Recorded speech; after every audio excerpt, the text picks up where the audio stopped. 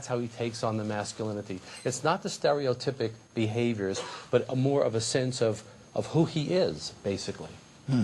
I saw it in our own home. I think I've mentioned this already in one of the videos, that when our son was 5 years of age, we would go out to get in the car. We were going, the whole family was going to go to eat. And there are four of us, a boy and a girl, and Shirley and me. And Ryan would very typically say, "Hey, Dad." I'd say, "What?" He'd say, "Us guys will sit in the front seat. The girls will sit in the back seat." Now, he wasn't lording this over his sister and his mother. He was saying, "I'm like you. I'm a guy like you. Us guys are going to sit in the front seat." And that was a healthy thing, you know. He was identifying with me. He's saying, "I want to be a man like you." A little twist on that, my interpretation, the first time I've heard this. I think he was lording it over it. The boy has to feel... Well, I didn't want to say that. Part of being a boy is feeling that being a boy is special. You're lucky to be a boy. And I know that sounds chauvinistic, and we'll teach him later about reality. But right now, at that point, he really needs to feel that it's special. You know what? I affirm that. I went to a hunting trip in South Dakota recently, and there are about 20 people there. And I've done this for 7 or 8 years. I go every year with about 20 guys. And this year was the first year that the women have been invited, and a few sisters. And some of the boys that are invited are pretty young. One of them was 11 years of age, and he deeply resented that. He resented the fact that the women were invited. Now, it made for a very fun trip. You know, some of the women hunted, and some of them stayed in the lodge, but it was neat having them there. So I didn't object to that. But he did, and I understood it. And he felt like, man, this is a guy thing. This is something us guys do together.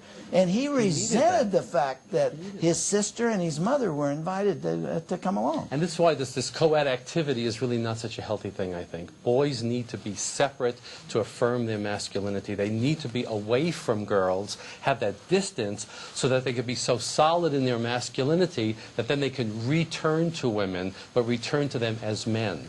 So it's like a pendulum. You leave the mother, you deepen your sense of masculinity, and then with that, you can return to women and be in relationship with them. All right. Now, the question that begs to be asked is with regard to prevention. You've written a book called Preventing Homosexuality. The question is how? What do you do when a family comes to you and they've got an effeminate boy, he wants to wear girls' clothing, he is beginning to sound and talk and look like a girl? What do you do when the family comes to you?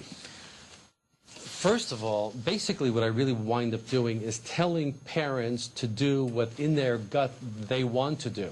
They know there's something wrong with it. They want to take action, but they're intimidated. They're getting mixed messages. They're getting confused messages from the media, from teachers, from other counselors.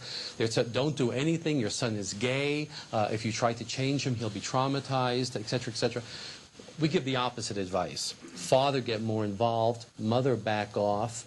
And consistently tell your son he's a boy. And when the boy does something effeminate, you say, "You don't want to do that.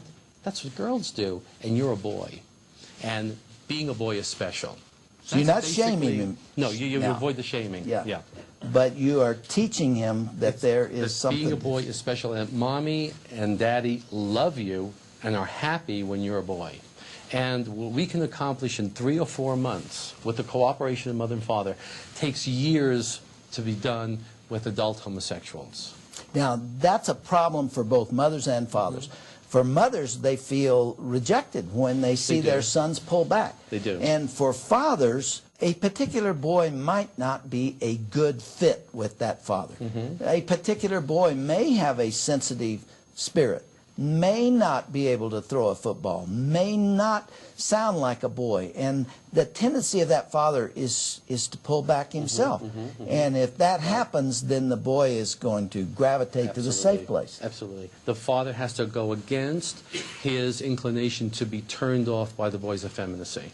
And, you know, we talk about how the mothers are resistant to give up their sons, but I can tell you, I'm glad I have an opportunity to do it on video, the fathers are the most resistant. Mothers, if you give them a program, they'll do it. But the fathers are most resistant. They just don't do what they need to do. Why, Joseph? At their personality, or it strikes something inside of themselves, some insecurities or inferiorities or doubts about their own masculinity. But even though these fathers are shocked when I tell them that there's statistically a 75% correlation between boyhood effeminacy and adult homosexuality or bisexuality or transvestitism. And so they're shocked to hear the statistic, but they just don't do it. And I have to continuously coach these fathers to get involved with their sons and make that emotional connection. I hope you all heard what he just said, because you won't read that anywhere else. Where you have a very effeminate boy who is beginning to show signs of this gender identity crisis. You call it pre-homosexuality. It's a pre-homosexual condition. There is a 75% chance that that boy will go on to develop full-blown homosexuality. Absolutely. Especially if he goes to school and he hears... Oh, they'll be affirmed. Yeah. And you have a window there that you can deal with it. Absolutely. Can it be prevented? Absolutely. Absolutely. If you have the cooperation of mother and father, if they work together as a parental team, you can turn these boys around in about 3 or 4 months. In my book, Bringing Up Boys, in the chapter called The Origins of Homosexuality, which leans very heavily on Dr. Nicolosi, I quoted a letter that was sent to me a while back from a boy, and this is what he wrote to me, and I would like to read it. He's 13 years old, and I would like you to comment on what's going on here. If you have no compassion for homosexuals, listen to this letter and tell me how you would feel if this was your son. Dear Dr. Dobson, I've been putting this off for a long time, so I'm finally writing you a letter. I'm a 13-year-old boy. I've listened to your tapes, Preparing for Adolescence, but not the complete set. I did listen to the one on sex, though. Getting to the point, I don't know if I have a serious problem or one that's passing. All through my life, which is very short, I have acted and I look much more like a girl than a boy. When I was little, I would always wear fingernail polish and dresses and the sort. I also had an older cousin who would take us as little cousins into his room and show us his genitals. I'm afraid I have a little sodomy in me. It was very hard for me to write what I just did. I don't want to be a homosexual, but I'm afraid, very afraid. That was hard to write too.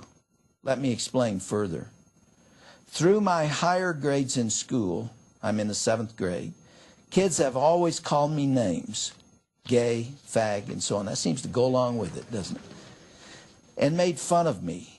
It's been hard. I have masturbated, I guess, and gone too far. He then describes some behavior that I won't subject you to. That sounds very bad and looks even worse to read it. I pray that nothing is wrong with me.